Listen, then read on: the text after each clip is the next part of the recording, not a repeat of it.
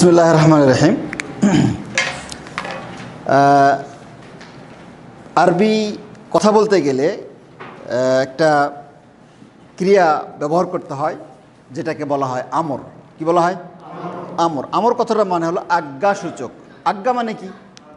আদেশ, আদেশ সূচক। আদেশটাও ঠিক আছে, চলে আর কি, আদেশ সূচক। এটা বাংলাতেও ব্যবহার হয়, ইংলিশে, সব ভাষাতেই ব্যবহার হয়ে থাকে, ঠিক আছে। এবং এটা খুব জরুরি, খুবই জরুরি। কোরআন এবং হাদিসে ভুরি ভুরি এটা আছে। আজ্ঞাসূচক, আজ্ঞাসূচক বা আদেশ সূচক বাংলায় একটা উদাহরণ দিতে পারবেন? নিয়ে আসো। আর আর কি হতে পারে? আর কি? হ্যাঁ, সাহায্য করো, যাও, তারপরে আসো, খাও, আর বসো, আর নামাজ পড়ো। হ্যাঁ, যেও না তো নিষেধ হয়ে গেল, আদেশ। হ্যাঁ, যেমন আর ভয় পেতেছেন আপনারা? কি? যেমন পড়ো, পড়ো, আর হ্যাঁ ঘুমাও, হ্যাঁ, আর আর কি? বন্ধ করো। হ্যাঁ, এদিকে তো এসি নাই। হ্যাঁ, আপ্যায়ন করো, উঠো, বসো, খাও, যাও, দেখো। হ্যাঁ, এইসব আজ্ঞাসূচক না? তো আজ্ঞাসূচক যেটা, সেটা বড়রা যখন ছোটদেরকে বলে, বড় বড় বলতে বয়সও হতে পারে, মর্যাদাও হতে পারে, বড়রা যখন ছোটদেরকে বলে তখন এটা হয় আদেশ। আর ছোটরা যখন বড়দেরকে ওই শব্দটাই বলে তখন এটাকে বলা হয় আবেদন। কি বলে? যেমন আপনি, একটা বাবা তার ছেলেকে বলছে 10টা টাকা দাও, এটা কি? আদেশ দিতে হবে। আর ছেলে বাপকে বলছে যে বাবা 10টা টাকা দেন, এটা কি? এটা হলো অনুরোধ বা আবেদন, তাই না? জিনিস একটাই। আল্লাহ যখন আমাদেরকে বলবেন তখন এটা হলো আদেশ। আমরা যখন আল্লাহকে বলবো তখন এটা কি? আবেদন বা অনুরোধ, যেটাকে বলা হয় দোয়া বা প্রার্থনা। কথা বোঝা গেছে? আচ্ছা, তো বর্ণনাভঙ্গি বা উপস্থাপনা একই, শুধু যে আদেশ দিবে তিনি নিজেকে বড় জানবেন, যাকে নির্দেশ দেওয়া হচ্ছে তার তুলনায়, স্বাভাবিক। তা নাহলে আদেশ হবে কেমন করে? আর ছোটরা যদি বড়োদেরকে ওরকম আমি বড় মনে করে বলে, তাহলে কী হবে? অহংকার হবে না? তো আল্লাহর কাছে আমরা কি ছোট না? তাহলে আমরা ছোট হওয়ার যত কোয়ালিটি আছে সর্বনিম্ন পর্যায়ে গিয়ে আল্লাহর কাছে আবেদন করতে হবে, এটাকে দোয়া বলা হয়। খায়ের। তো এখন এটাকে বলা হয় আমর, আজ্ঞাসূচক বা আদেশ সূচক, ঠিক আছে। এটা যেমন আপনারা এতক্ষণ বলছিলেন যে উঠো, খাও, যাও, বসো, তাই না? এই আসো, যাও, এই কথাগুলো কখন আমরা ইউজ করি বা কাকে, কার ক্ষেত্রে ইউজ করি? যে লোকটা আপনার সামনে আছে, তাই না, উপস্থিত। ভাই আসেন, ভাই বসেন, উঠেন, দেখেন, তাই না? কিন্তু যে লোকটা আর বাতাসে আছে তাকে আমি এখান থেকে বলতে পারবো? বলার কোনো মানে হয় না, মানুষ পাগল বলবে আর কি, তাই না? যে অনুপস্থিত হবে না। তাহলে অনুপস্থিত, আমর অনুপস্থিতি সাধারণত হয় না, ঠিক আছে। হইলেও সেটা ভিন্ন ভঙ্গিমায় হয় আর কি, কিন্তু এটা পুরোটাই উপস্থিত। তার মানে হাদের, কি থেকে, মানে কী হবে? হাদের, তাই না?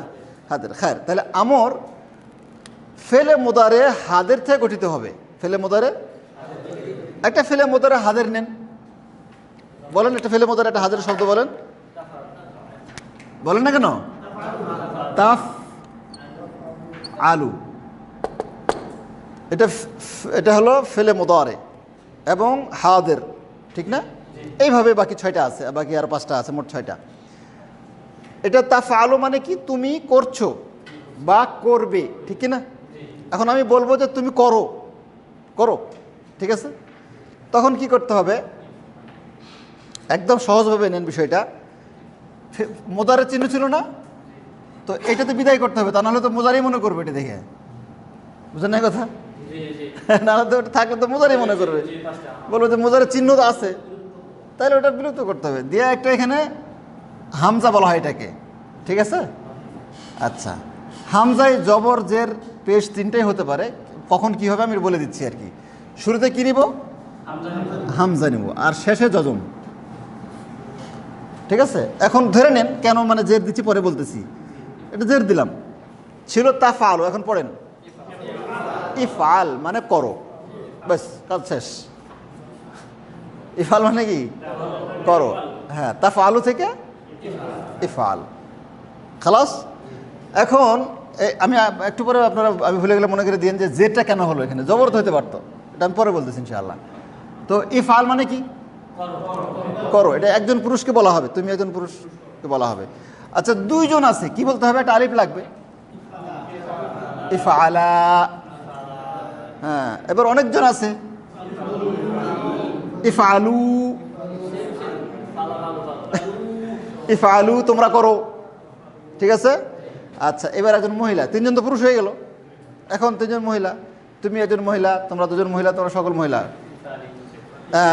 তাফআলি না ছিল না, ইফআলি, নুন টুনের খাওয়া নাই, ইফআলি, তারপর ইফআলা, ইফআলনা, ওই যে নুন জামা মুয়ান্নাসের নুন, এটা থাকবেই। তাহলে এই হলো হাদের ইফআল, ইফআলা, ইফআলু, তারপরে ইফআলি, ইফআলা,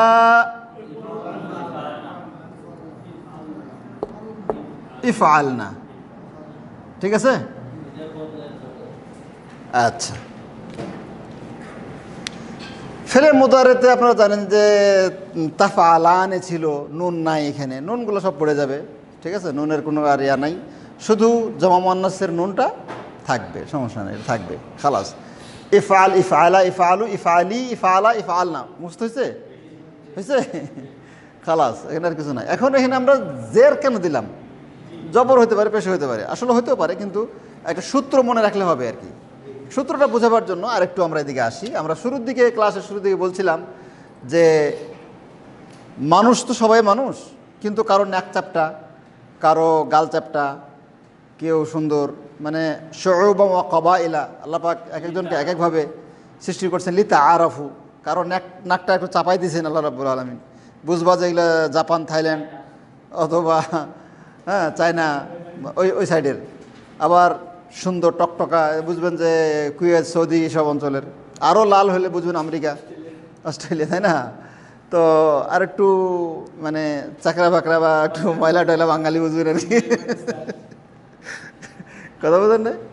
আর যাই হোক, তো এগুলোর মধ্যেও সবগুলোই ফেল, কিন্তু এগুলোর কিছু নাকচাপটা আছে আর কি, বা কিছু বৈশিষ্ট্য আছে। যেমন আমরা শুরুতে উদাহরণ দিয়েছিলাম, মনে আছে কি না, যেমন আমরা ফাআলা পড়লাম না, এটা কি মাজি না মুদারে?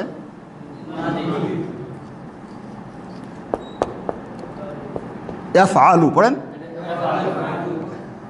আবার কোন দেশের বা কোন গ্রুপের, ওই যে বললাম নাকচাপটাগুলো এক গ্রুপ, লালগুলো এক গ্রুপ, তো এখানে আমরা গ্রুপ করতে পারি। একটা গ্রুপ হলো যে মুদারেতে জবর হবে, আরেকটা গ্রুপ আছে কি এখানে আইনে কাসরা হবে, যেমন দরাবা, দরাবা, ইয়াদরিবু পড়েন, ইয়াদরিবু, দরাবা। দেখেন এটাও মুদারে, এটাও মুদারে, কিন্তু এটার একটু বংশটা একটু ভিন্ন আর কি। মানে এখানে আইনে 3 নম্বর আইনে হলো জবর, এখানে আইনে মানে কি এতে জের, মাঝখানের অক্ষরটা। আচ্ছা, আবার কোনো গ্রুপে পাওয়া যাবে যে যেমন নাসারা, ইয়ান সুরু, এদের আবার পেট চ্যাপটা মনে করেন আর কি, তার মানে হলো এই জায়গায় পেশ। তাহলে কোনোটা জবর দিয়া, কোনোটা পেশ দিয়া, কোনোটা জের দিয়া, আল্লাহর লীলা খেলা বা আল্লাহর সৃষ্টি রহস্য কে বুঝে। তো ওর কোনো ভাষাও হয়ে গেছে কি শুউবা ওয়া কবাইলা, বুঝলেন না কথা। আচ্ছা, তো দেখেন এরকমই পাবেন, এখানে জবর পাবেন, অথবা জের পাবেন, অথবা পেশ পাবেন, যত জায়গায় কোরআন পড়বেন এরকমই পাবেন আর কি, ঠিক আছে। তো মুদারেতে এখন আমাদের প্রশ্ন ছিল যে এখানে আমরা হামজাটা দিব, মানে হামজাতে জের কেন দিব, ঠিক আছে। জের দিব এই জন্য, এখন মাজির কথা শেষ, মুদারি দিয়ে যেহেতু আলোচনা। এখানে জের জবর দিতে গিয়ে আমরা দেখব যে মাঝখানের অক্ষরটা কি নাম? আইন, তাই না? আইন। এখানে মাঝখানের অক্ষর কি? সাদ। এখানে মাঝখানের অক্ষর কি? র। এখানে মাঝখানের অক্ষর কি? জের জবরটা দিতে গিয়ে আমরা মাঝখানের অক্ষরটা ফলো করব যে এখানে জবর আছে না জের আছে না পেশ আছে। কথা বোঝা গেছে? যদি দেখি যে পেশ আছে, কি আছে? পেশ, তাহলে এখানে পেশ দিতে হবে। কি হবে? পেশ দিতে হবে। কখন? মাঝখানে অক্ষরে যদি পেশ থাকে তাহলে পেশ দেব। আর যদি দেখি যে পেশ নাই, জবর আছে অথবা জের আছে, কি আছে? জবর অথবা কোনোটা থাকলে তখন জের হবে নিচে হামজাটায়। আবার হ্যাঁ, জবর এখানে জি, মাঝখানেটাতে জবর থাকলেও জের, জের থাকলেও জের, কিন্তু পেশ থাকলে পেশ। কথা বোঝা গেছে? হ্যাঁ হ্যাঁ, পেশটা ব্যতিক্রম। আর জবর জের দুইটাতেই কি? এবার পরীক্ষাটা হয়ে যাক। তাফ এখানে লিখতেছি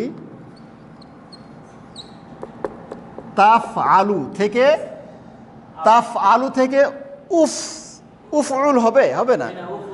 কি হবে? ইফ আল হবে। এখানে কেন কাসরা দিলাম?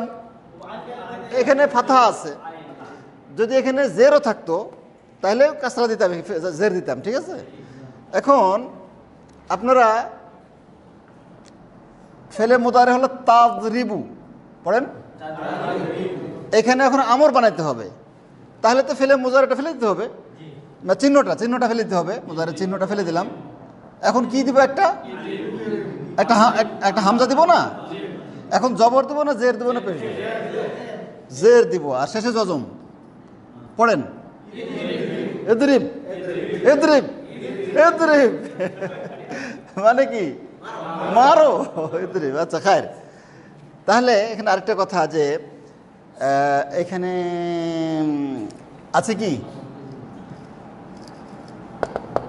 তাফ তাহু, ফেলে মুদারে তাফ তাহু, আমর করতে হবে। কি হবে? হ্যাঁ, তখন হবে এই তাটা ফেলে দিতে হবে, মুজারে চিহ্ন, একটা হামজা নিতে হবে, দিয়া জবর দিতে হবে।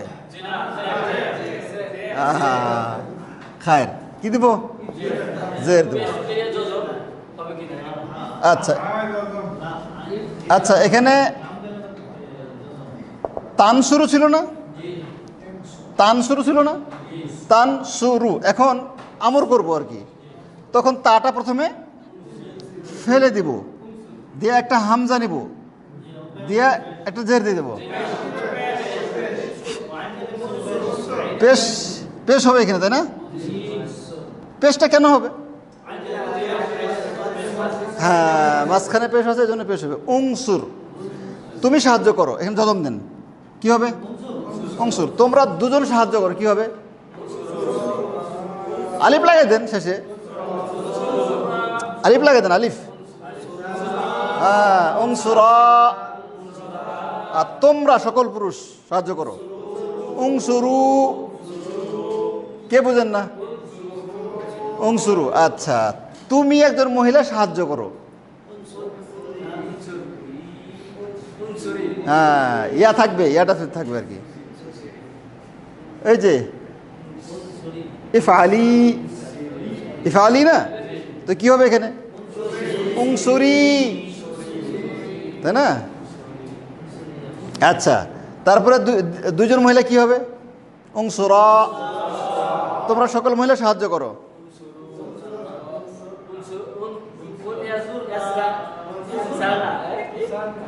কি হবে? উংসুরনা, টান হবে, ওই নুন থাকবে আর কি, শুধু তা পড়ে যাবে, হামজা ঢুকবে। খায়ের। আরেকটা কথা এখানে একটা আরেকটা ছোট্ট একটা কথা আছে, সেটা হলো এই হামজাটারই বা কি দরকার ছিল? হামজাটা কেন আসবে আর কি? বুঝলেন না কথা? এটা একটা রহস্য আছে এবং খুবই ইজি এবং যৌক্তিক। না, এখানে ছিল তাদরিবু, কি? তাজরিবু। তো তাটা তো হলো মুদারে বোঝাবার জন্য, ওটা যতক্ষণ থাকবে মুদারে বলতেই হবে। আপনি মামলা মোকদ্দমা করলে ওটা মুদারে না পেলে উপায় নাই। কথা বুঝেন নাই? আচ্ছা, তো এখন এটাকে আমর বলবো, আমর বলে তাটা ফেলে দিতে হবে না? দিলাম ফেলে দিয়া, এখন যদি কোনো কিছু না লাগাই তো পড়েন তো যজম আছে এখানে, এখানে যজম আছে, বড় করে দিলাম আর কি। এখন পড়েন, পড়া যাবে তো? দম বন্ধ হয়ে মরবেন আর কি। আল্লাহ, এটা কি অবস্থা! তো এখন এই যজমটাকে পড়ার জন্য শুরুতে কিছু তো একটা লাগবে। এখন শুরুতে দিতে গিয়া চিন্তা মানে ঝগড়া লেগে গেল, বলছে বা দিব, আর বলছে না না বা না তা দিব, আরো বলছে তা দিলে তো আবার এই আবার ইয়া হয়ে গেল, মোদারে হয়ে গেল, তা দেওয়া যাবে না, তো জিম দিব, হা দিব। বলছে না না, এগুলো কিচ্ছু লাগবে না, একটা একটা হামজা লাগাইতে হবে আর কি। ঠিক আছে, হামজা লাগাইতে ফ্যাসিলিটি একটা পাওয়া গেছে। সে হামজাটা হলো, ধরেন যে লাগাই দিলাম আর কি, এখানে যে ইজরিব পড়লাম। হ্যাঁ, হামজার ফায়দা হলো এটা,